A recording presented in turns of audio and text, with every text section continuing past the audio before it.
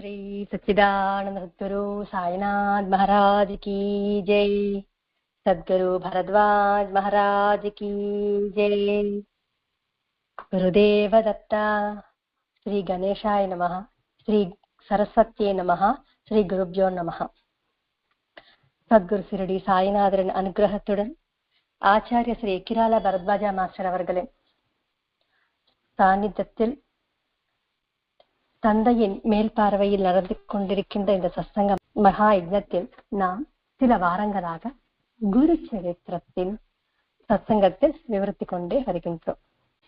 சென்ற வாரம் நாம் பார்த்தது நர்சோபவாடியின் புகழையும் பக்தியுடன் ஸ்ரீகுருவை ஆசிரியித்தால், பக்தியுடன் குரு பாதுகைகளை ஸ்ரத்தையுடன் ஆசிரியித்தால் எப்பேற்பட்ட பலன் நமக்கு வரும் என்பதை சாந்தாதேவி வாயிலாக தெரிஞ்சுக்கிட்டோம். மகான்கள் அதிருஷ்யமாக குப்தமாக ஒரு இடத்தில் இருந்த போதிலும் அவர்களின் தவ மகிமையால் அந்த இடம் எப்பேற்பட்டு பவித்திரமாகும் என்பதை நாம் அறிந்து கொண்டோம். மகான்கள் வசித்த ஸ்தலமாகட்டும், அவர்கள் செய்த தீர்த்த யாத்திரைகள் ஆகட்டும், எவ்வளவோ பவித்திரமாக இருக்கும். அதற்காக தான் நாம் தீர்த்த யாத்திரைகள் செய்யணும். அப்படி தீர்த்த யாத்திரைகள் செய்யும் போது அந்த இடத்தில் பாராயணை, பூஜை, பிரதட்சணம் செய்யும் போது ஒரு உன்னதமான சம்ஸ்காரம் நமக்கு கிடைக்கும் என்று சாஸ்திரத்தில் சொல்லப்பட்டது. இங்க ஸ்ரீகுரு நர்சோபவாடி விட்டு கந்தர்வபுரம் வந்தார், அப்படின்னா கான்காபுரம் வந்தார். இது வரைக்கும் நாம் தெரிஞ்சுக்கிட்டோம். நாமதாரகர் அதற்கப்புறம் என்ன நடந்தது என்று சித்த முனிவரை கேட்டார். சுவாமி, எனக்குள் இருக்கின்ற அஜ்ஞான அந்தகாரம் நீங்கி ஞானோதயமானது. ஆகையால் நீங்கள் தான் என்னுடைய குருதேவர். இங்க குரு என்பவரை நாம் தெரிஞ்சுக்கணும். குரு எப்பேற்பட்டவர் என்று தெரிஞ்சுக்கணும். எவரால் நமக்குள் இருக்கின்ற மாயை நீக்கி உண்மை எதுவோ நமக்கு தெரியும்படி செய்பவர்தான் சமர்த்த சத்குரு. தம்மை நாடியவர்களை ஒரு ஜடமாக இருக்க விடாம அவருக்குள் இருக்கின்ற ஞானத்தை விழுத்தல செய்து அவர் ஒரு உன்னதமான சம்ஸ்காரத்தோடு வாழ செய்பவர்தான் குரு. இங்க நாமதாரகர் என்ன சொன்னார்? அஜ்ஞான அந்தகாரம் ஞானோதயமானது என்று. ஞானம் எங்கிருந்தோ வந்ததா? இல்லை, நமக்குள்ள இருக்கிற ஞானம்தான் விழித்தது. நமக்குள் ஞானம் இருக்கு என்று தெரியாமல் இருப்பதுதான் அஜ்ஞானம். என்னில் இருக்கின்ற ஆத்மாதான் சைத்தன்யம், அந்த சைத்தன்யத்தின் குணம்தான் ஆத்மா என்று அறிவதுதான் ஞானம். இங்க ஆத்ம ஞானம் நமக்குள்ள இருக்கு என்று நமக்கு தெரியவில்லை. ஏன் தெரியவில்லை என்ற கேள்வி நமக்கு வரலாம். எனக்குள் இருக்கின்ற ஆத்ம சைத்தன்யம் அனைவரிலும் இருக்கு என்ற ஒரு பாவனையோடு வாழ்வதுதான் ஞானம். எனக்குள் என்ன சைத்தன்யம் இருக்கோ அந்த சைத்தன்யம் தான் மற்றவர்களிலும் இருக்கு. பாயிண்ட் நல்லா கவனிக்கணும். இங்க நான், நீ, உண்டு இப்படி ஒரு பாவனை இருக்கக்கூடாது. நான் அப்படின்னா நம்முடைய உதடுகள் ஒட்டாது. நாம் என்று சொல்லி பாருங்கள், உதடுகள் ஒட்டும். இதே போல் நாம், நமது, நம்முடையது என்ற பாவனையோடு வாழ்வதுதான் ஞானம். அந்த பாவனை நாமதாரகனுக்குள்ள வந்துச்சு. ஆகையால் என்னுடைய அஜ்ஞானம் நீங்கியது என்று சொன்னார். குரு சரித்திரம் காமதேனு போன்றது. அப்பேற்பட்ட குரு சரித்திரத்தை நீங்க எனக்கு உபதேசித்து எனக்குள் இருக்கின்ற குரு பக்தியை பெருக செய்றீங்க. யார் சொன்ன வார்த்தை? நாமதாரகர். இங்க நாம் பாராயணம் செய்கின்ற கிரந்தம் எப்பேற்பட்டது என்று நாம் இங்க நல்லா கவனிக்கணும். இங்க குருச்சரித்திரத்தை காமதேனுவோட ஒப்பிட்டு பார்த்தார். காமதேனு என்றால் என்ன? நாம் எதை நாம் கேட்கிறோமோ அதை தருபவர்தான் காமதேனு. நமக்கு எது நல்லதோ அதுவே நமக்கு தரும். பசுவை பாருங்க, பசுவின் பால், பசுவின் சாணி, பசுவின் பாலிலிருந்து வர தயிர், நெய், இந்த பஞ்சகவ்யத்தை யஜ்ஞம் யாகங்களை செய்யும் போது நாம் உபயோகிக்கிறோம் பஞ்சகவ்யத்தை. அதே போல் குருச்சரித்திர கிரந்தம் பாராயணம் ஆகட்டும், குருச்சரித்திர சிரவணமாகட்டும் செய்யும் போது நமக்கு இந்த 5ம் நமக்கு வரும். பாலை எவ்விதமாக நாம் காய்ச்சி அதிலிருந்து நெய் வருதோ அதே போல் குருச்சரித்திர பாராயணம் செய்ய முடிந்தால், எப்படின்னா பாராயணம் செய்து அதை மரணம் செய்யும் போது நெய் என்கின்ற பூர்ணமான ஞானம் நமக்கு வரும். நெய்யை எதற்காக பயன்படுத்துகிறோம்? கடவுளின் நைவேத்தியத்துக்காக. யஜ்ஞம் யாகங்கள் செய்யும் போது அதை பயன்படுத்துகிறோம்.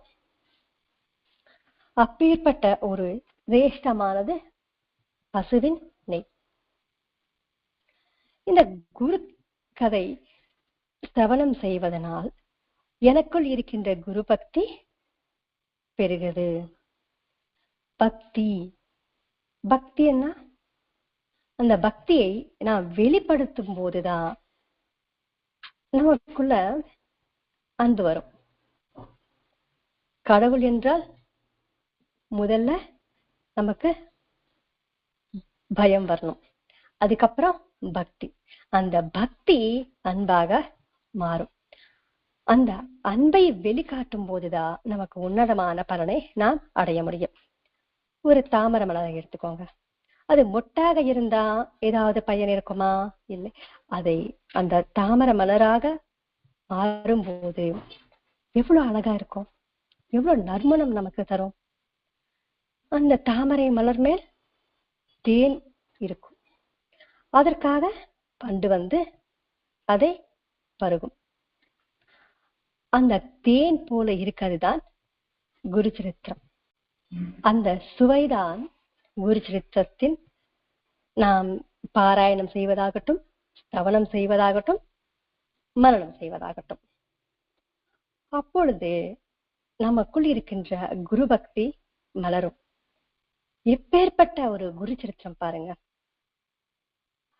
அதனால்தானே பாபா அனைவரிடம் குருச்சரித்திரத்தை பாராயணம் செய்ய வைத்தார். காமதேனு போன்றது என்று சொன்னார். காமதேனு பஞ்சகவ்யம் தரும்.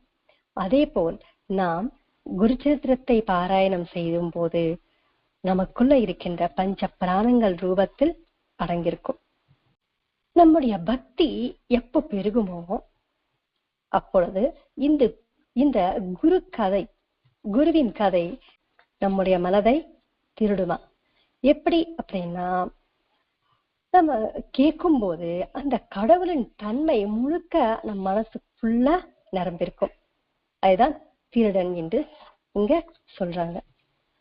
நாமதாரகன் சொல்றாரு, நீ குருவின் கிருபையை நீ பெற்றாய்.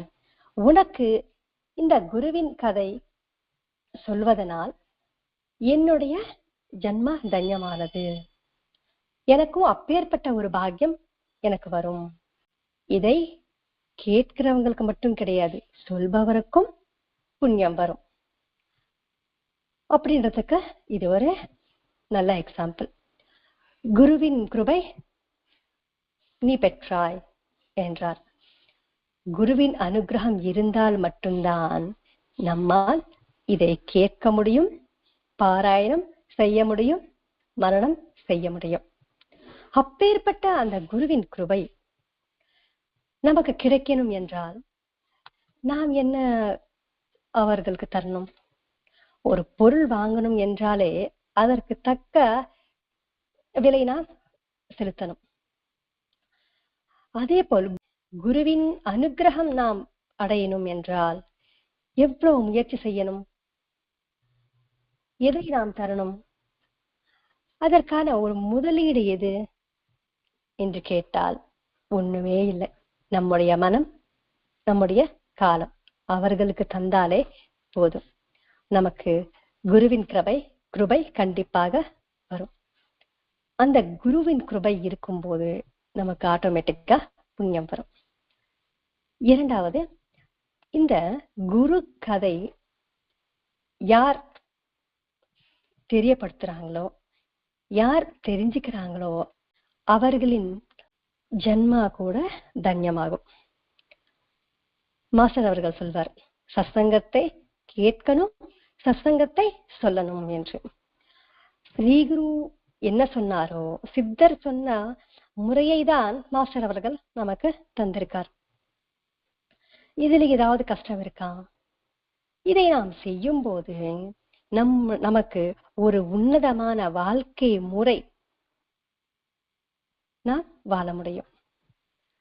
உன்னதமான வாழ்க்கை முறை என்றால் நம் மனசுக்குள்ள கூட எந்த விதமான யோசனையும் இல்லாம எல்லாமே கடவுளின் திருவிளையாடல்கள் தான் என்று நமக்கு தெரியும். அதனுள் நம் மனம் ஒன்றுபடும். இன்னும் கொஞ்சம் ஆழமாக யோசித்தால் ஆனந்தத்தை நாம் பகிரும் போது இன்னும் ஆனந்தம் நமக்கு பெருகும். நாம் ஆனந்தமாக இருக்கும் போதுதான் அடுத்தவங்களுக்கு நாம் ஆனந்தத்தை கொடுக்க முடியும்.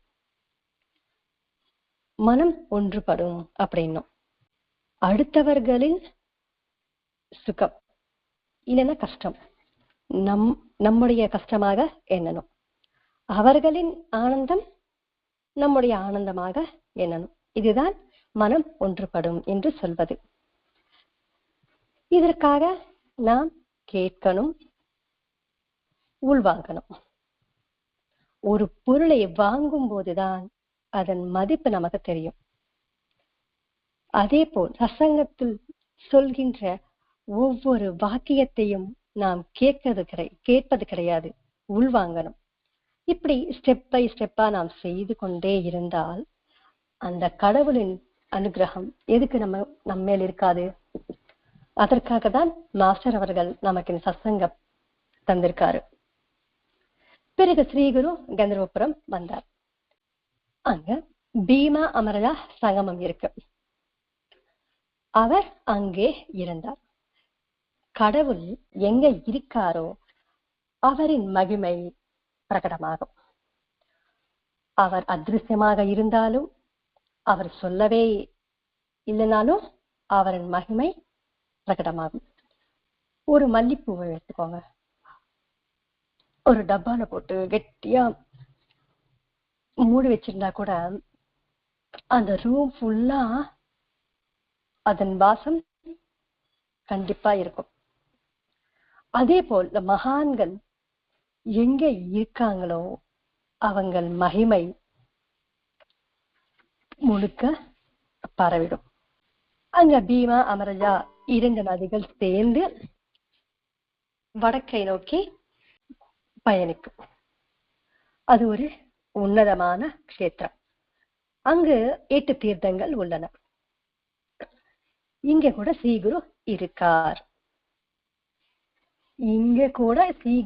இருக்கார். அப்படின்னா இதுக்கு முன்னாடி நரசோபவாரியில எப்படி இருக்காரோ இப்பவும் இருக்காரோ அதே போல் காங்காபுரத்தரும் இருக்கார்.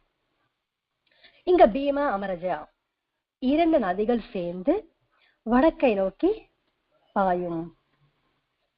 வடக்கு திசை எதை குறிப்பிடுகிறது?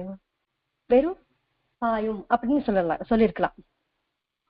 வடக்கை நோக்கி பாயும் என்று சொல்லியிருக்காங்க. எல்லா நதிகள் எடுத்துக்கோங்க, எங்கிருந்து வரும்? வடக்குல இருந்து தெற்குக்கு வரும். தெற்குக்கு வந்து கடலை சேரும். ஆனா இந்த 2 நதிகள் மட்டும் வடக்கை நோக்கி செல்கிறது. மேற்கு அப்படின்னா மேல் நோக்கி செல்லும். இவ்வளவு கஷ்டம். டவுனுக்கு வந்தா ஈஸி, ஆனா மேல் நோக்கி செல்லணும்னா கஷ்டம். நம்மளோட இந்தியா மேப் பார்த்தா தெரியும். வடக்குல ஹிமாலய மலைகள், தெற்குல கன்னியாகுமரி. எவ்வளவு கஷ்டம். சறுக்கிறது ஈஸி, ஈஸியா சறுக்கலாம். ஆனா ஏறுவது எவ்வளவு கஷ்டம்.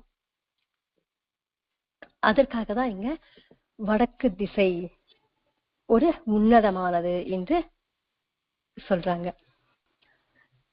ஒரு மனிதரின் வாழ்க்கையில் ஆன்மா உயிர் பிரியும் போது கபால பேதத்திலிருந்து போனா அவருக்கு ஒரு உன்னதமான நிலை அடைவாரு அப்படின்னு சொல்லப்பட்டிருக்கு.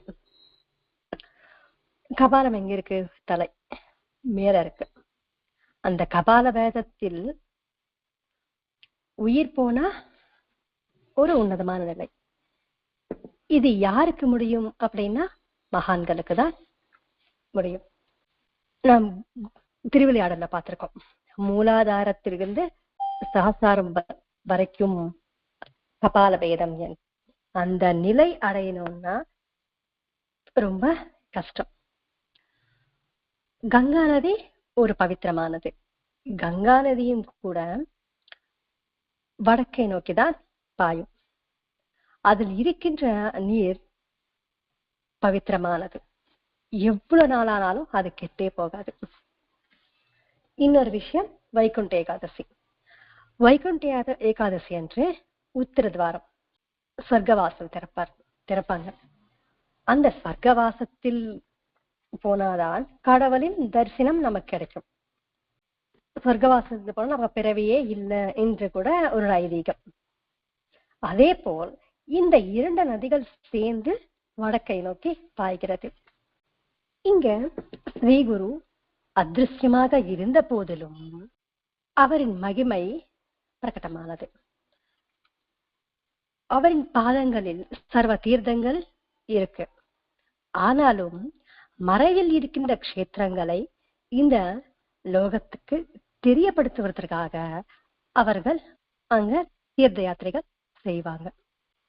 தீர்த்த யாத்திரைகள் ஏன் செய்யணும் என்ற அந்த தீர்த்த தலங்களை பவித்திரமாக்கவும், இரண்டாவது அந்த தலத்தின் மகிமையை அனைவருக்கும் தெரியப்படுத்தி அனைவரும் அங்க செல்லும்படி செய்வதற்கு. அவர்களுக்கு எந்த கட்டாயமும் அவசியமும் இல்லை. ஆனால் நமக்காக அவர்கள் தீர்த்த யாத்திரைகள் செய்வாங்க. நம்ம பக்கத்துல திருத்தணி இருக்கு.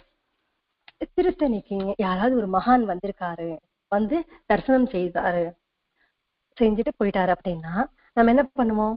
அவரே வந்து முருகரை தரிசித்தாரே, நம்ம கூட போய் தரிசிக்கலாம் அப்படின்னு போவோமா?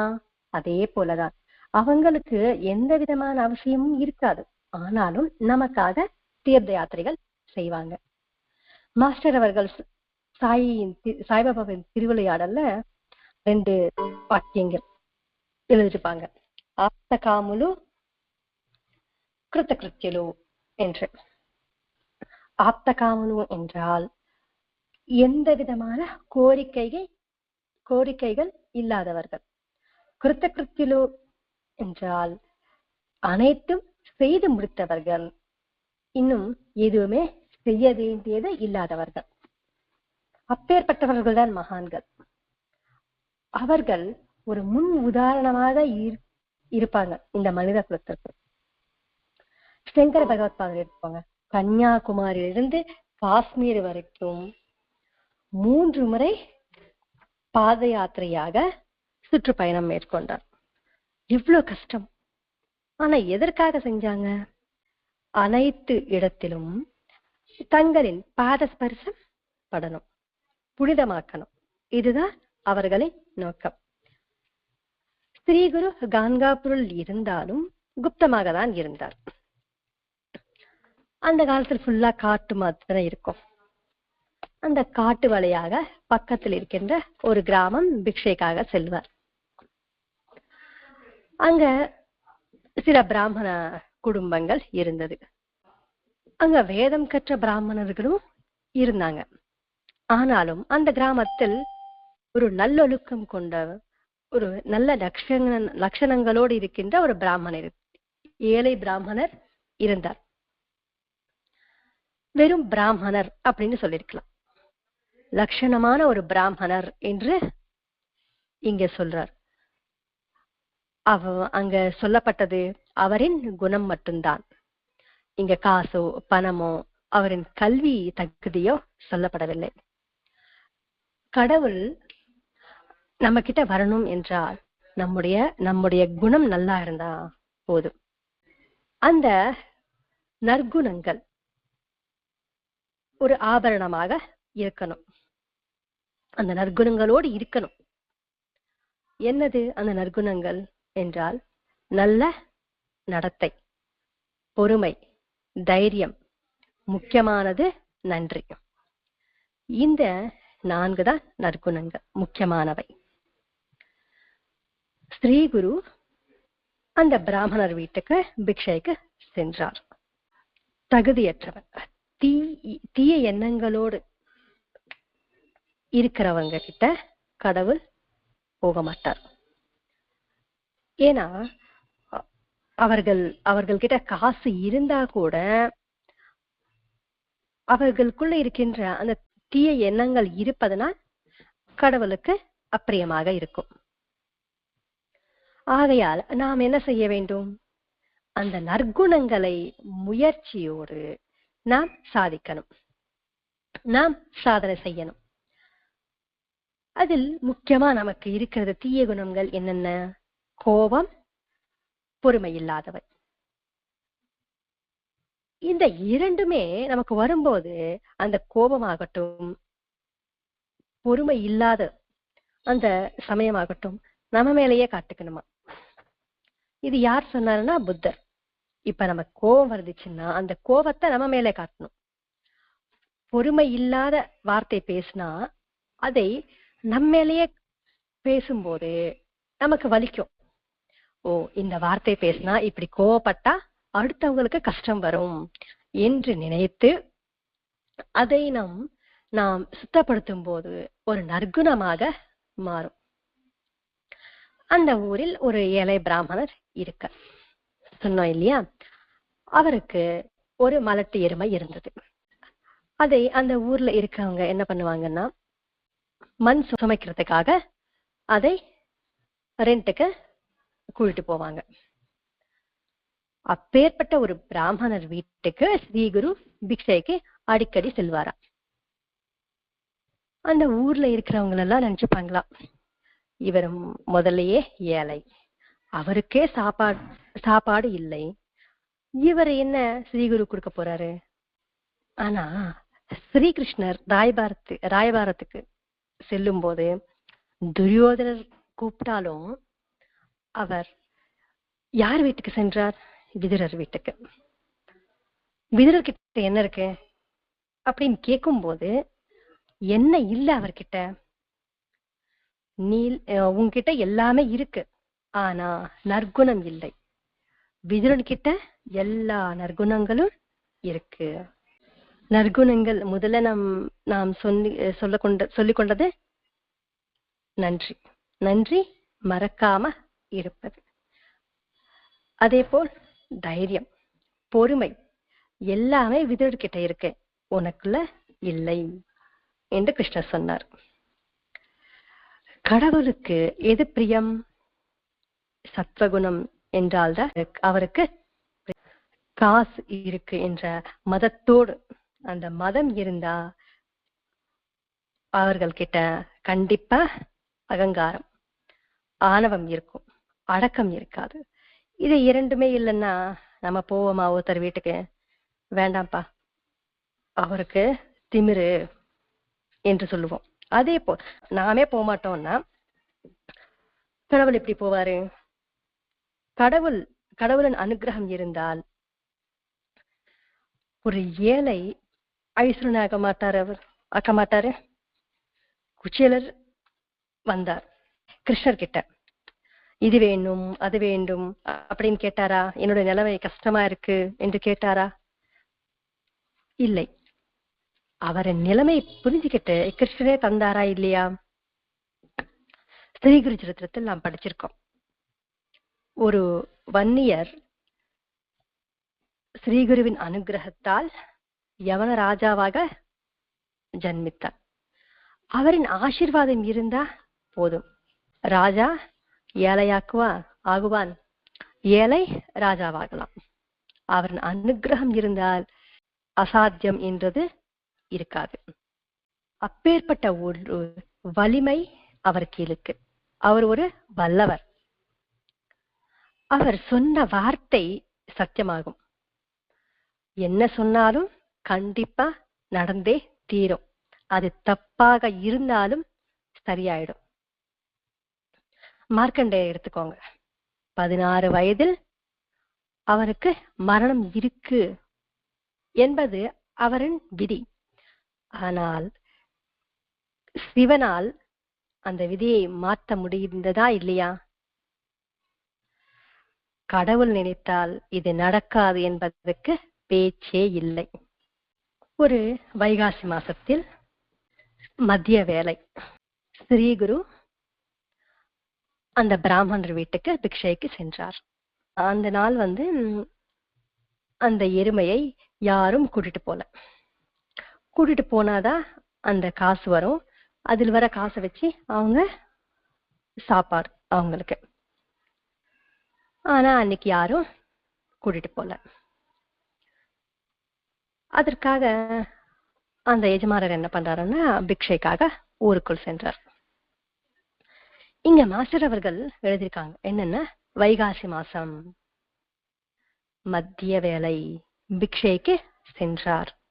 வெறும் மதிய வேலை என்று எழுதியிருக்கலாம். ஆனா வைகாசி மாசம் என்று எதற்காக அவர் எழுதினார்? வைகாசி மாசம் மே 15 வரும். அந்த நேரத்தில் வெயில் தாக்கம் எப்படி இருக்கும்? நம்ம கொஞ்ச நேரம் வெளியே இருந்தாலே நம்மால் முடியாது. அப்பேற்பட்ட அந்த வெயில்ல கடவுள் அந்த பிராமணர் வீட்டுக்கு ஏன் பிக்ஷைக்கு சென்றார்? ஏன்னா அவரின் நற்குணம், நல்ல ஒழுக்கம். அதனால்தான் அவர் அங்க வந்தார் பிக்ஷைக்காக. கடவுளுக்கு காசோ பணமோ தேவை இருக்காது. தன்னுடைய பக்தனுக்காக எவ்வளவு கஷ்டம் வந்தாலும் அவர் தாங்கிப்பார். ஏன்னா பக்தரை புனிதமாக்கணும், பவித்திரமாக்கணும். அதற்காக கடவுள் கஷ்டத்தை பொருட்படுத்த மாட்டார். வைகாசி மாசத்தில் மதிய வேளையில் அவர் பிக்ஷைக்கு வந்தார். அந்த ஊர்ல இல்லைன்னா சீடர்களையும் கூப்பிட்டு எனக்கு பிக்ஷை வாங்கிட்டு வாங்கன்னு சொன்னா வாங்க மாட்டாங்களா? ஏன் வந்தார்? அவரின் நற்குணங்கள், அதன் மேல் அவருக்கின்ற ஒரு பிரியம். இப்பேற்பட்ட நற்குணங்கள் இருந்தால்தான் நமக்கு என்ன பலன் வரும் என்பதை நமக்கு இங்க கவனிக்க சொல்றார். கடவுள் சத்குண கிரகீத அப்படின்னா நம்முடைய நற்குணங்களை ஸ்வீகரிப்பவர். நற்குணங்கள் தெய்வீ சம்பதா என்று பகவத்கீதையிலே ஒரு அத்தியாயம் இருக்கு. அந்த தெய்வீ சம்பதையை நாம் எப்படி அடையணும், அடைவதுதான் ஒரு முக்கியம் என்று பகவத்கீதையில கிருஷ்ணர் சொல்லியிருக்காரு. அப்பேற்பட்ட ஒரு நற்குணங்களை நாம் நமக்குள் வரணும் என்றால் நாம் முயற்சி செய்யணுமா வேண்டாமா? முயற்சி செய்யணும். ஆனால் நாம் முயற்சி செய்ய மாட்டோம். எப்பேற்பட்ட பலன் வரும் என்று தெரியாததினால்தான் நமக்கு முயற்சி செய்யணும் என்ற பாவனையே நமக்கு வரதில்லை. அந்த முயற்சி செய்யணும் என்றால் கண்டிப்பாக நமக்கு இருக்க வேண்டியது பொறுமை, விடாமுயற்சி. இந்த இரண்டுமே இருந்தால் கண்டிப்பா நம்மால் முடியும். இது சத்சங்கத்துல சொல்லியிருக்காங்க. நம்ம செய்யலாம் என்பது கிடையாது. ஒரு கடமையாக ஆனந்தமாக இந்த நற்குணங்கள் கடவுள் ஏத்துப்பார் என்று நினைத்து நாம் ஆனந்தமாக செய்யணும்.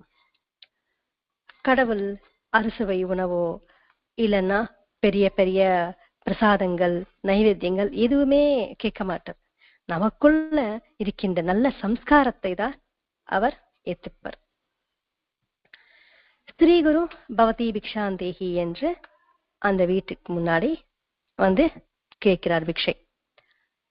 அந்த இல்லத்தரசி வந்து, ஐயா எஜமானி இப்பதான் ஊருக்குள்ள பிக்ஷைக்காக சென்றார், கொஞ்ச நேரம் அமருங்கள், அவர் வர வைக்கும் கொஞ்ச நேரம் வெயிட் பண்ணுங்க, நீங்க கேட்ட உடனே நாங்க பிக்ஷை தரல என்று கோவப்படாதீங்க என்று பணிவோடு அந்த அம்மையார் சொன்னாங்க. ஸ்ரீகுரு என்ன சொல்றாருன்னா, அம்மா அவர் அரிசி வாங்கிட்டு வந்து அதை சமைத்து எனக்கு செய்யற வரைக்கும், எனக்கு கொடுக்கற வரைக்கும் என்ன அவ்வளோ டைம் எனக்கு இல்லை. சரி, பிக்ஷை வாங்காம நான் சென்றாலும் உங்களுக்கு பாவம் வரும். உங்க வீட்டுக்கு முன்னாடி ஒரு எருமை இருக்கு, அது தந்த பால் இருந்தா கூட போதும் அப்படின்னு சொன்னாரு. ஐயோ சுவாமி, அது மலட்டு எருமை, அது இது வரைக்கும் பாலே தந்ததில்லை, அதுக்கு வயசும் ஆயிடுச்சு, அது வெறும் சுமைக்கிறதா பயன்படுத்திக்கிறோம், பால் எங்கிருந்து வரும் என்று அவர் இல்லத்தரசி பதில் சொல்றாங்க. எதுக்குமா வீண் பேச்சு, நீ பால்கார வந்தா எனக்கு தான் அப்படின்னு ஸ்ரீகுரு சொல்றாரு. அது என்ன பகவத் ஸ்வரூபம். சரி, அவர் சொன்னாலும் கேட்க மாட்டாரு. சரி, கறந்து பார்க்கலாம், வந்தா வரலன்னா அப்பவாவது நம்புவாங்க அப்படின்னு நினைத்து இந்த அம்மாவும் ஒரு பாத்திரம் எடுத்து போய் பால் கறக்குறாங்க. பார்த்தா 2 பாத்திரம் ஃபுல்லா பால் வந்தது.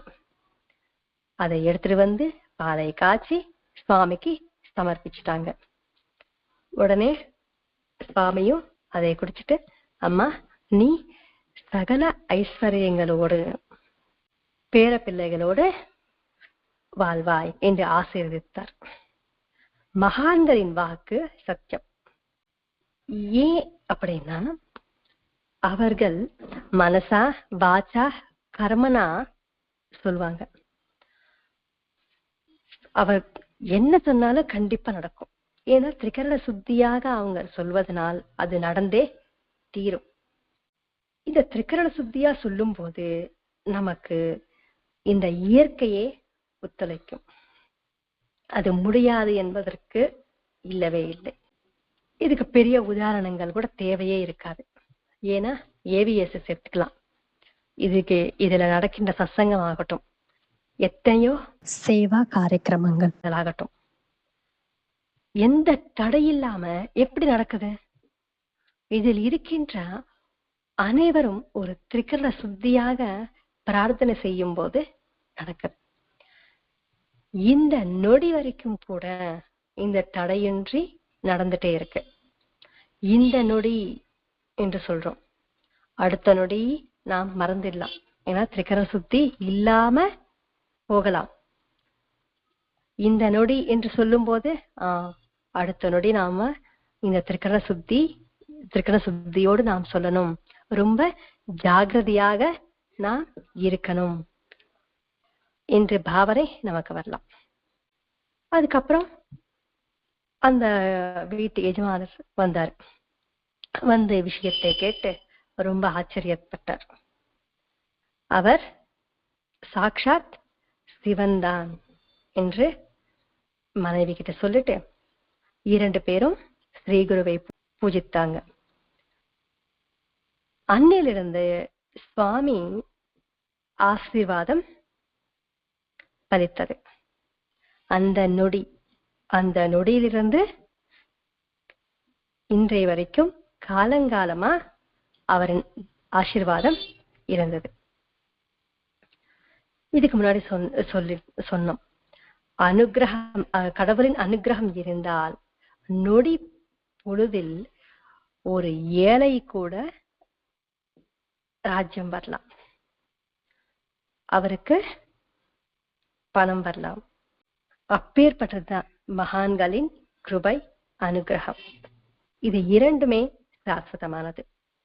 இந்த விஷயத்தை நாம் அனைவரும் ஞாபகம் வைத்துக் கொண்டு அந்த கடவுளின் அனுகிரகம் பெறுவதற்காக நமக்கு மாஸ்டர் சொன்ன அந்த தந்தை நடக்கின்ற அந்த பாதையில் பக்தி ஸ்ரத்தையுடன் சத்சங்கத்தை பயன்படுத்திக்கணும், நல்முறையில் பயன்படுத்திக்கிறதுக்காக ஆசீர்வாதம் அவரே தரணும் என்று பிரார்த்தனை செய்து கொண்டே ஸ்வஸ்தி.